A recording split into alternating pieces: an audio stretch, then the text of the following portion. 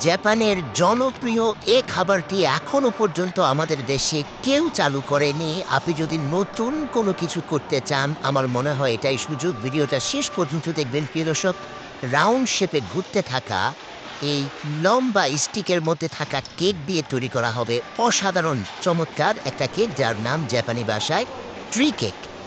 মোটামুটি ১৫ থেকে ২০ জন কর্মচারী আর ২ থেকে ৩টা মেকানিক্যাল ইন্সট্রুমেন্ট দিয়েই এই চমৎকার কেক আইডিয়াটা আপনি বাংলাদেশের মার্কেটে এখনই চালু করে দিতে পারেন। কেক এবং চকলেট প্রেমীদের জন্য এটা একটা বেস্ট ফুড হতে পারে। তো আমরা শুরুতে দেখতে পাই কেকের মূল উপকরণ তৈরি করার জন্য অনেকগুলো ডিমকে একটা গ্রাইন্ডার মেশিনে অনবরত গ্রাইন্ড করা হচ্ছে, যার সাথে মিক্স করা হচ্ছে ছাঁকনি দিয়ে ছাঁকা চালের গুঁড়ো, আটার গুঁড়ো, সবগুলো উপাদানকে আবার ঢেলে দেওয়া হচ্ছে কেকের মূল উপাদানের ক্রিমটা তৈরি করার জন্য। তো প্রিয় দর্শক, এখানে দক্ষ কর্মচারীদেরকে এমনভাবে ট্রেন করা হয়েছে যে এরা প্রত্যেকটা কাজ অত্যন্ত